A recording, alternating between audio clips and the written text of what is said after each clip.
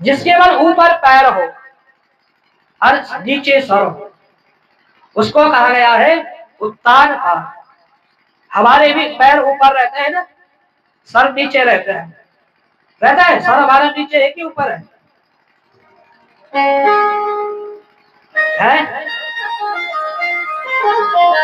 शास्त्र कह रहा है कि प्रत्येक मनुष्य में उत्तान पाद है, उसके पैर ऊपर है सर नीचे है। वास्तव में है क्या? है। ये देखो शास्त्र रहस्यमय बातें करते, उनके अर्थों को समझना चाहिए शास्त्रों के। जब हम माँ के गर्भ में होते हैं तो माँ के गर्भ में जीव कैसा रहता है? उल्टा रहता है, नीचे सर होता है, ऊपर पैर होते हैं जीव के। तो हुए कि नहीं हुए हम सब उल्टा? शास्त्रों की जो भाषा होती है उसका अर्थ समझना चाहिए। यही होता है कि हम शास्त्र को पढ़ लेते हैं लेकिन उसके अर्थ को नहीं जानते, उसके अर्थ तक नहीं पहुंच पाते हैं और उसका अर्थ गलत अर्थ निकाल देते हैं। एक विद्यार्थी था, विद्यार्थी, अब वो गुरुकुल में पढ़ता था, गुरुजी के यहाँ बीड़ी, गुरुकुल में रह करके बीड़ी वगैरह पीता था, नशा करता था। एक दिन गुरुजी ने देख लिया उसे और गुरुजी ने कहा भाई तू बीड़ी मत पिया कर, गलत काम है। कि गुरुजी रहा नहीं जाता है, क्या करूं, आदत पड़ गई है। तो गुरुजी ने बोला चल ठीक है, जब नहीं रहा जा रहा तेरे से तो हफ्ते में एक दिन पी लिया कर, रविवार को पी लेना और दिन मत पियो, रविवार को तू पी लियो पी। अब महाराज वो उसने क्या करा कि सारे बच्चों को इकट्ठा करा रविवार के दिन और कहा कि गुरुजी ने आज बीड़ी पीने के लिए बोला है, आज तो बीड़ी पीनी है। अब पहले तो अकेला ही पीता था, अब सबको पिलाने लग गया। अब गुरुजी ने तो इसलिए कहा कि 6 दिन नहीं पिएगा, एक दिन पिएगा तो धीरे धीरे कम हो जाएगा, छूट जाएगा इसका, धीरे धीरे छोड़ देगा। लेकिन उसने उसका गलत अर्थ ले लिया, उसने कहा ये तो गुरुजी का नियम है साहब, गुरुजी ने कहा है कि रविवार के दिन बीड़ी पीनी चाहिए। तो ये होता है। तो कहते हैं कि जो माँ के गर्भ में जो उल्टा रहता है उसको उत्तान पाद कहते हैं। मैंने अभी बताया कि हमारी भी 2 रानियां हैं, सुरुचि जिसको बुद्धिमानी कहते हैं और सुरुचि, सुरुचि का अर्थ होता है मनमाना आचरण करना, शास्त्रों के अनुसार आचरण करना, उसको सुरुचि कहते हैं। अब जो है कि एक दिन की बात है, उत्तान बाद में जो है कि जो इनकी पहली पत्नी थी ना सुरुचि, उसको घर से निकाल दिया था। अब उसकी जो दूसरी पत्नी थी सुरुचि, उसने जो है कि उसको अपनी दासी बना दिया। आज हम भी वही कर रहे हैं। शास्त्रों में चाहे जितनी भी श्रद्धा हो और अंत में व्यवहार जगत में शास्त्रों को एक किनारे रख देते हैं, शास्त्रों के अनुसार उनको अपना अपना जीवन यापन नहीं करते हैं, शास्त्रों को के अनुसार नहीं चलते हैं। वैसे ही इसने भी किया। जो सुरुचि थी, अच्छी नीति थी, उसे तो अपनी दासी बना दिया, उसकी एक भी बात नहीं सुनी।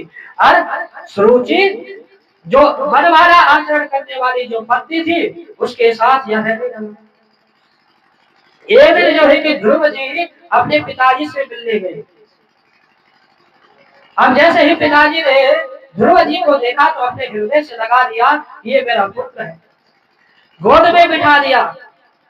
परंतु इतने में जो है कि सौतेली मां सुरुचि आ गई। उसने देखा तो तुरंत ध्रुव का हाथ पकड़ा और उसे नीचे उतार दिया और कहा कि अरे बेटा, तू भले ही इनका पुत्र है लेकिन तू मेरा पुत्र नहीं है, मेरी कोख से तूने जन्म नहीं लिया है। अगर तू अपने पिता की गोद में बैठना चाहता है तो जा, इस शरीर को त्याग और अगला जन्म लेगा और मेरी कोख से अगला जन्म लेगा, तब जो है कि मैं अपने पिता की गोद में बैठेगा। जब ध्रुव जी ने ऐसा सुना वो रोते रोते जो है कि अपनी माँ के पास गए, सुरुचि के पास। बड़ा अपमान जो है कि ध्रुव जी को लगा और रोते रोते घर चले गए। जैसे सर्प को किसी ने डंडा मारा हो और वो घायल होकर फुफकार मारता है, वैसे ही लंबी लंबी श्वास ध्रुव जी ले रहे थे। धातु समन्त्या सदुरक्त विद्या स्वसल्व सादट्ट हतो यथाहि हित्वा निवासां पितरं सत्यवाचम् जगागनातो प्रदहत् सकारो। रोते हुए जो है कि जब मां सुनीति ने अपने पुत्र को देखा, ध्रुव को देखा, तो मां सुनीति ने जो है कि उनको अपने हृदय से लगा लिया और पूछा कि बेटा क्या बात है, क्यों रो रहे हो। तब जो है कि ध्रुव जी ने सारा वृत्तांत सुनाया। बालक का हृदय तो एकदम निष्कपट होता है, बड़ा ही मुलायम होता है। बालक का हृदय, छोटे बच्चे का हृदय, तुरंत जो है कि उसके हृदय पर ये बात लग गई। जैसा जैसा उसने सुना था वैसा ही उसने अपनी मां को कह दिया। बैत्र जी कहते हुजूर जी, जैसे खिलती हुई लता आग की ज्वालाओं में भस्म हो जाती है, बुझा जाती है, वैसे ही जब सुनीति माता ने ये सब सुना तो उनका चेहरा भी मुरझा गया, उनका मुखमंडल भी मुरझा गया, मुस्कुराता हुआ मुखमंडल उनका उदास हो गया, हृदय में शोक की आग जलने लगी। लेकिन फिर भी अपनी वाणी से एक भी शब्द गलत नहीं बोला अपनी सौतेली बहन के लिए, सुरुचि के लिए एक भी शब्द गलत नहीं बोला। सुरुचि ने उल्टे वाक्य नहीं बोले। मां के प्रति ऐसी भावना मन में हो तो कुछ भी नहीं लाना चाहिए। सुरुचि माता ध्रुव जी को समझाती है कि अरे क्या हुआ, बोल दिया तो क्या हो गया, है तो वो भी तेरी माँ ही, भले ही सौतेली है, और अपनी माँ से बोले कहीं ज्यादा अधिकार उसका है तेरे पर, मेरे से कहीं ज्यादा अधिकार उसका है तेरे पर। भावंकर खात परे सुभस्ता दुखते जलो कर दुख दस्ता। वह तेरी माँ है और माँ ने डांट भी दिया तो क्या हो गया, माँ का अधिकार होता है डांटना, फिर इसमें गलत क्या हुआ। ध्रुव जी चौंके और बोले कि क्या गलत हुआ। उन्होंने मुझे अभागिन का बेटा कहा, बल कि तू अभागिन का बेटा है, मुझे गाली दी और तुम कह रही हो कि क्या हो गया, बोल दिया। सत्यम सुरचाम एतम भवाते यद्रभागया उदरे गृहीता।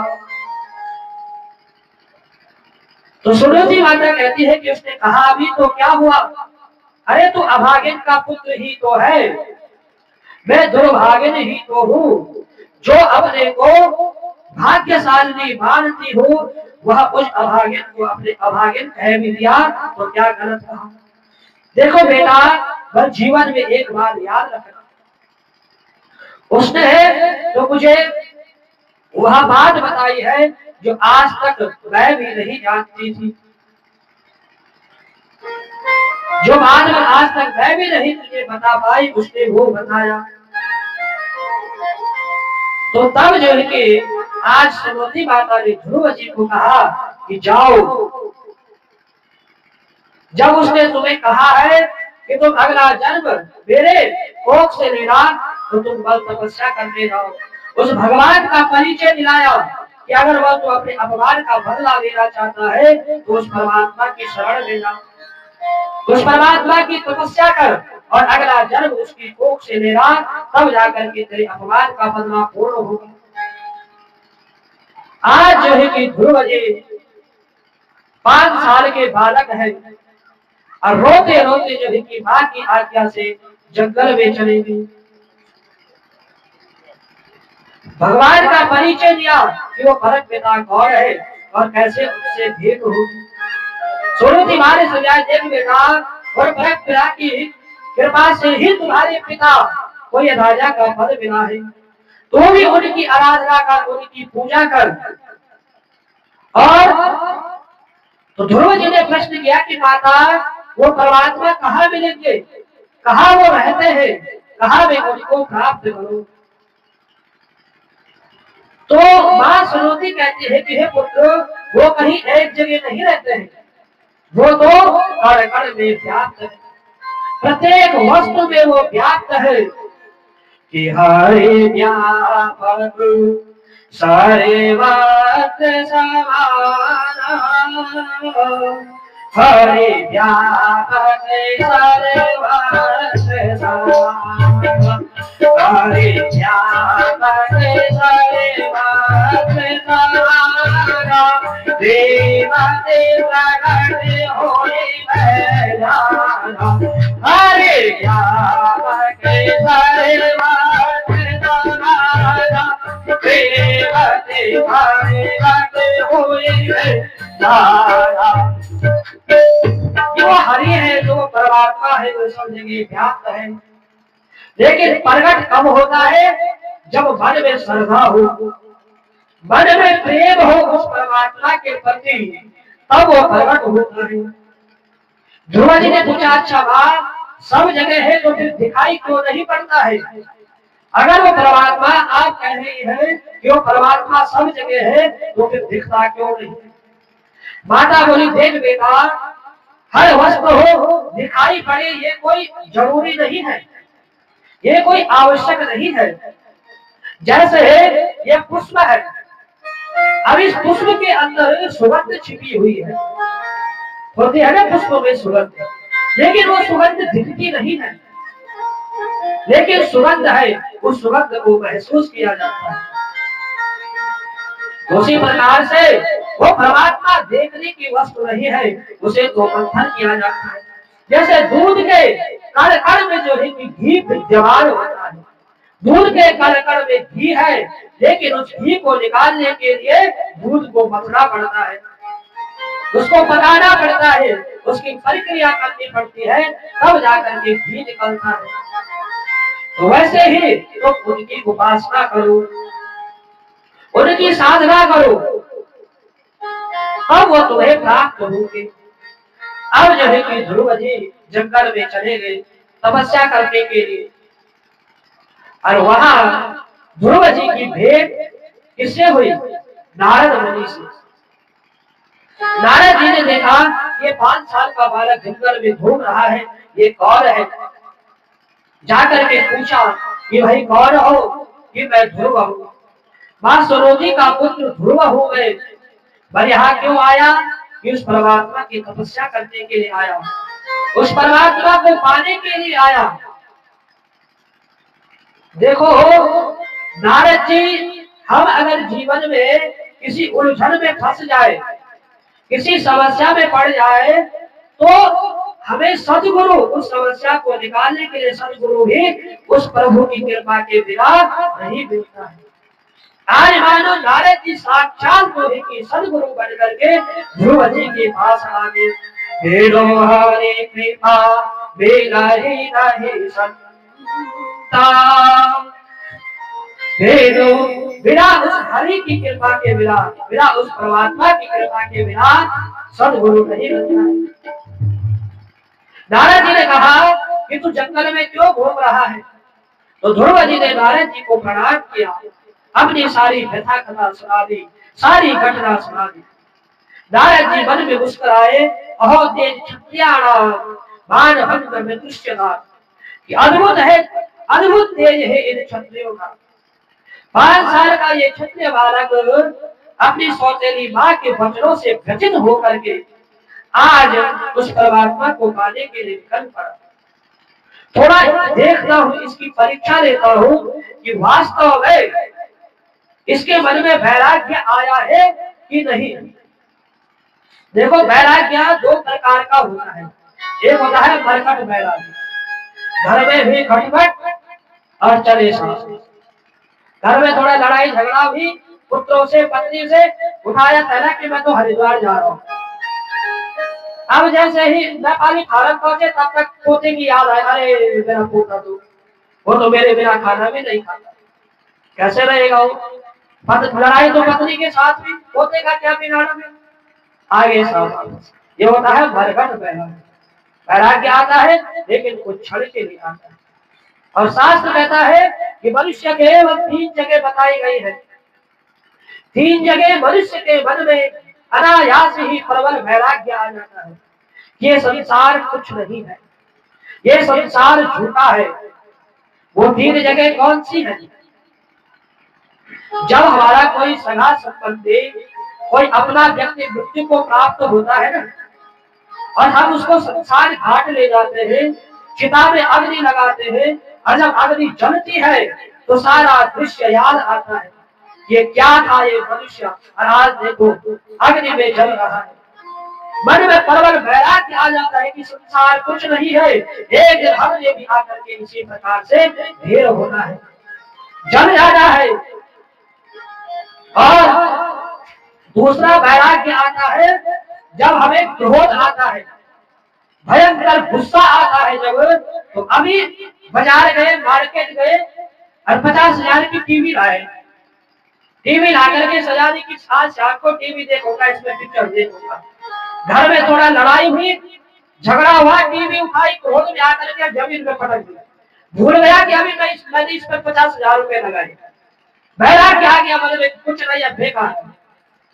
और दूसरा वैराग्य आता है जब हम भगवान की शरण में जाते हैं, जब हम भगवान की कथा को सुनते हैं। आप सब लोग यहाँ पर बैठे हुए कथा सुनने के लिए, इस समय आपको संसार की कोई सुध नहीं होगी, मन जो है कि उस परमात्मा में लगा हुआ है। ये 3 प्रकार, 3 अवस्थाएं हैं जहाँ जीव को प्रबल वैराग्य आता है, और जैसा बल वैराग्य भगवान की कथा में आता है ना, ऐसा ही वैराग्य अगर हमेशा के लिए आ जाए तो जीवन सफल हो जाए। नारद जी ने मन में विचार किया कि देखता हूँ, इसकी परीक्षा लेता हूँ, इसका वैराग्य कैसा है। तो कहते हैं, नारद जी ने इससे कहा कि भाई तू यहाँ भगवान को पाने के लिए आया है, भगवान की तपस्या करने के लिए जंगल में आया है, लेकिन यहाँ तो शेर भालू रहते हैं, भयंकर खूंखार जानवर रहते हैं, शेर खा जाएगा तुझे, वैसे ही इतना सा तो खा लेगा ही 5 साल का। तो ये क्या कहता है नारद जी से, यह नारद जी, मेरी माँ ने बोला है कि उस शेर के अंदर भी वो परमात्मा ही विद्यमान है, वो शेर मेरा कुछ नहीं बिगाड़ेगा। तो तब जो है कि जब नारद जी ने उस बालक के मुख से ये सब सुना, तो नारद जी को लग गया कि ये वास्तव में जो है कि उस परमात्मा को पाने के लिए आया है। बड़ा सुंदर उपदेश नारद जी ने उस बालक को दिया। ध्रुव जी हाथ जोड़कर, सरकार मुझे कोई गुरु मंत्र दीजिए, जिस मंत्र को जप करके मैं उस परमात्मा को प्राप्त कर सकूं।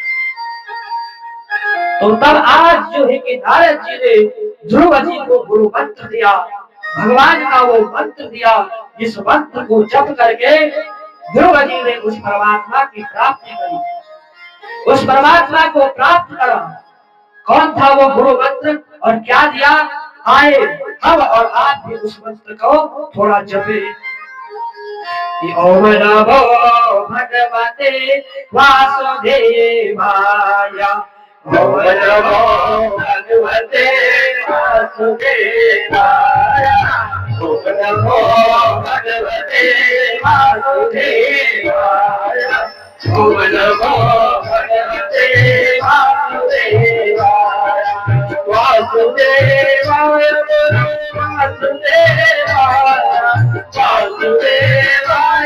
वासुदेवाय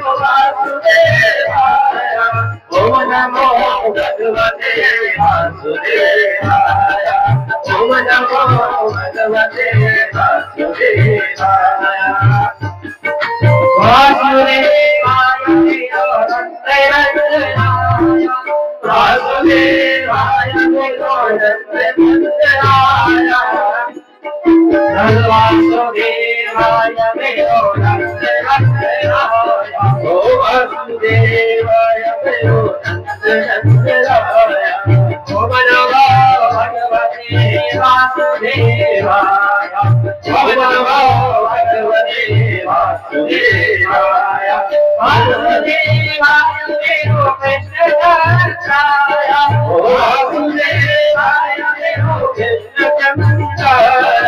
ओम नमो भगवते वासुदेवाय, ओम नमो भगवते वासुदेवाय, वासुदेवाय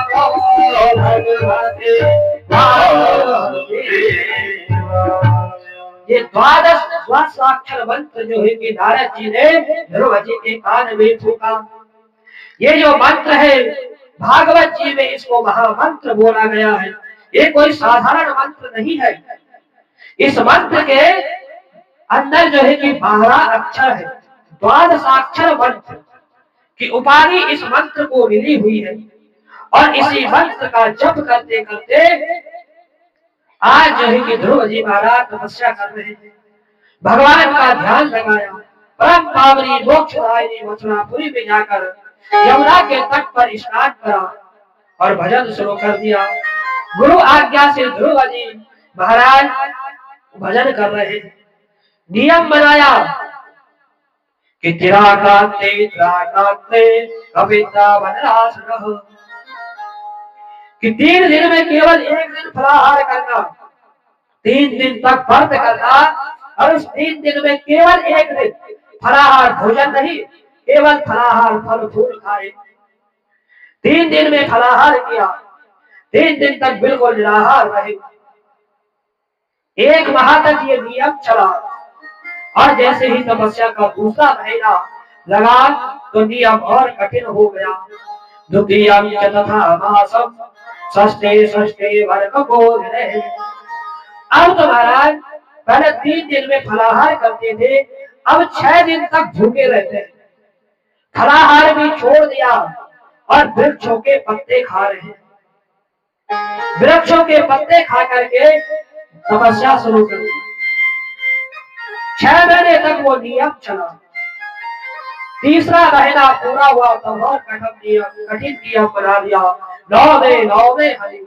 अब महाराज 9 दिन में एक बार, अब घास पत्ते भी छोड़ दिए, अब 9 दिन में केवल एक बार यमुना जी का जल पीते हैं, गंगा जल पीते हैं और उस गंगा जल पीने से तपस्या कर रहे हैं। धीरे धीरे जो है 12 दिन का नियम बनाया। जैसे ही 12 दिन शुरू हुए तो तब जल पीना भी छोड़ दिया। वायु का आहार लेकर के, केवल वायु सांस लेकर के जो है कि वायु का पान करके तपस्या कर रहे थे, योग में बैठे हुए थे। और जैसे ही महाराज कहते हैं कि ध्रुव जी महाराज ने वायु का आहार लेना प्रारंभ करा, वायु का पान करना प्रारंभ करा, तो संसार में जितने भी देवता थे, ऋषि मुनि थे, सबको जो है कि सबका प्राण अवरुद्ध होने लग गया। सबको सांस लेने में दिक्कत होने लग गई, सांस नहीं ले पा रहे थे क्योंकि सारी सांस ध्रुव जी ग्रहण कर रहे थे। एक अंगूठे पर खड़े हो गए ध्रुव जी। प्राणायाम ऐसा भयंकर प्राणायाम करा कि प्राणियों की जितनी भी प्राणवायु थी वो सब अवरुद्ध हो गई। त्रैलोक्य में हाहाकार मच गया और आज सभी देवी देवता भगवान श्री हरि की शरण में गए। भगवान श्री हरि से स्तुति करी, उनकी प्रार्थना करी कि देवं विधावो भगवान प्राणरोधर चराचर साकिल सत्वधाम्ना विदेहि तन्नो ब्रजराज मोक्ष प्राप्ता वयं त्वां शरणं शरणं। हे प्रभु, हम आपकी शरण में आए हैं, आप हमारी रक्षा करो। भगवान ने कहा कि रक्षा तो करूंगा, लेकिन पहले ये बताओ रक्षा करनी किससे है? क्या ऐसा संकट आ गया जो तुम्हें यहाँ आना पड़ा? तो सारे देवता लोग बोले, यही तो हमें भी पता नहीं है, हम यही तो नहीं जानते हैं कि हमारा जो प्राण, जो सांस जो रुक रही है, वो श्वास कौन रोक रहा है? श्वास लेने में हमें बड़ी दिक्कत हो रही है। तब भगवान बोले कि बाभेष्ट डरो मत, ये कोई और नहीं, ये मेरा एक छोटा सा भक्त है, एक छोटा सा बालक है जो मेरी तपस्या कर रहा है। ये उत्तानपाद का पुत्र ध्रुव है जो मुझे प्राप्त करने के लिए तपस्या कर रहा है। आज तुरंत जो है कि भगवान गरुड़ पर आरूढ़ हुए और ध्रुव जी से मिलने के लिए चल पड़े। मैत्र मुनि कहते हैं, विदुर जी, मनोर वनम नृत्य वृक्षया गतः आज ध्रुव जी को दर्शन देने के लिए प्रभु नहीं दौड़े, वरन अपने भक्त का दर्शन करने के लिए, दर्शन उसको दर्शन देने नहीं, उसका दर्शन करने के लिए भगवान गए। बताओ कैसा वो भक्त था जिसके दर्शन करने के लिए भगवान जा रहे हैं। पूरी दुनिया उस भगवान का दर्शन करने के लिए जाती है, लेकिन ऐसा वो परम भक्त भगवान का जिसका दर्शन भगवान स्वयं करने के लिए जाते हैं।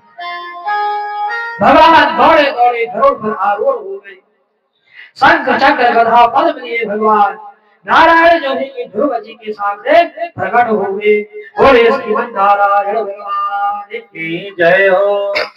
लेकिन ध्रुव जी तो आके बंद करके तपस्या कर रहे थे और अंदर हृदय में बसी हुई भगवान की वो मनमोहक छवि देख रहे हैं। ध्रुव जी को पता ही नहीं कि मेरे सामने भगवान प्रकट हो गए। भगवान की उस दिव्य छटा का वो अपने हृदय में दर्शन कर रहे हैं।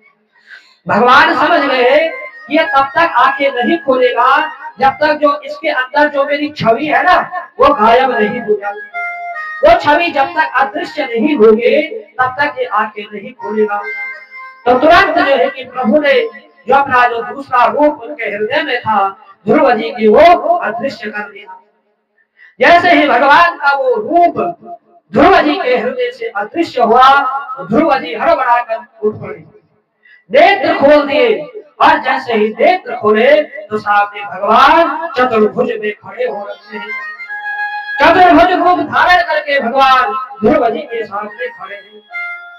अब मन में सोचने लगा ध्रुव कि हे भगवान, गुरु जी ने या माता ने या सैकड़ों बातें तो बताई और सैकड़ों बातें मैंने पूछी ही, लेकिन मुझे तो भगवान की स्तुति करनी ही नहीं आती। मैं क्या बोलूं भगवान से? भगवान मेरे सामने प्रकट तो हो गए, लेकिन इनको कैसे इनसे बात करूं, कैसे इनकी स्तुति करूं? भगवान समझ गए कि ध्रुव जी बोलना तो चाहते हैं लेकिन बोलना नहीं आ रहा। 5 वर्ष का बालक है, क्या शब्द बोलेगा? 5 वर्ष के बालक है, कुछ बोलना ही नहीं आता, अपना नाम तक जो शुद्ध नहीं बोलता तो क्या भगवान की स्तुति करेगा? तो तुरंत जो है कि भगवान ने जो है कि अपना शंख निकाला और उसके गाल पर लगा दिया, उसके कपोल पर लगा दिया और जैसे ही ध्रुव जी का कंठ से जो है कि भगवान ने अपना शंख लगाया कि कहते हैं समस्त वेद वेदांतों का ज्ञान, समस्त उपनिषदों का ज्ञान और ध्रुव जी के अंदर समाहित हो गया। मोघम करोति वाचालम पंगम लंघयते गिरिम यदि कृपातमहं वन्दे परमानंद माधवम्।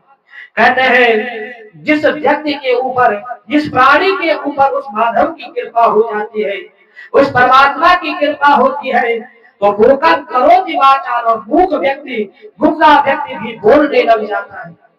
पंगुम लंघयते गिरिम, लंगड़ा व्यक्ति भी दौड़ने लग जाता है जब उस परमात्मा की कृपा होती है। जहाँ पर कृपा राम की हुई तहाँ पर कृपा कल ही सब। जिस पर उस परमात्मा की कृपा हो जाती है उस पर पूरा संसार कृपा करने लग जाता है। आज जो है कि नारद जी ने द्वादशाक्षर मंत्र ध्रुव जी को दिया और उस द्वादशाक्षर मंत्र से ध्रुव जी ने उस परमात्मा को प्राप्त करा। तो द्वादशाक्षर मंत्र देने के कारण से आज ध्रुव जी ने भी 12 श्लोकों में भगवान श्री हरि की स्तुति आरंभ कर दी, स्तुति गाना शुरू कर दिया कि यो अंतः प्रवेश्य ममेवाच विभाग संजीवयात्मकेन साक्षिधरस्वधाम्ना अन्यास्त्रहस्तचरणा श्रवणात्वगादे प्राणात्मो भगवते पुरुषाय। भगवान की ऐसी कृपा हुई, भगवान की ऐसी ध्रुव जी के ऊपर ऐसी कृपा हुई कि आज वो 5 साल का बालक भी भगवान की स्तुति करने लग गया, बोलने लग गया कि हे प्रभु, आपने ही मेरे अंतःकरण में प्रविष्ट होकर के मेरी जो खोई हुई वाणी थी उसको जगा दिया। केवल आप वाणी के ही शक्ति प्रदाता है, वाणी को देने वाले हैं। और जो मेरी ये इंद्रियां है, इन इंद्रियों की शक्तियां भी आप ही देते हैं, और समस्त शक्तियों के प्रदाता प्रभु आप है। आपको मेरा सत सत नमन है, सत सत प्रणाम है। इस प्रकार से ध्रुव जी ने जो है कि उस परमात्मा को प्राप्त किया, उस परम पद को प्राप्त किया। भगवान ने जो है कि सुंदर उनको आशीर्वाद दिया, वरदान दिया, और वरदान देकर के भगवान अपने धर्म धाम को चले गए। आगे ये ध्रुव जी के वंश में आगे चल करके अनेक प्रकार के राजा हुए। इन्होंने, इनके पिताजी ने इनको राज सिंहासन पर बिठाया, और राज सिंहासन पर बिठाकर इनके पिताजी भी भगवान की तपस्या में लग गए। इन्होंने भी जो है कि जब तक ये जीवित रहे तब तक इन्होंने भी भगवान नियम पूर्वक जो है कि धर्म के द्वारा अपने राज्य का पालन पोषण किया, और अंत में जो है कि भगवान के धाम की प्राप्ति हुई। आगे जो है कि भरतवंश के राजाओं का वर्णन है, जिसकी कथा हम सुनेंगे कल। आज की कथा को यहीं पर विराम, एक सुंदर भजन के साथ आइए, उसके पश्चात आरती होगी। मानो से जन्म अनमोल रे।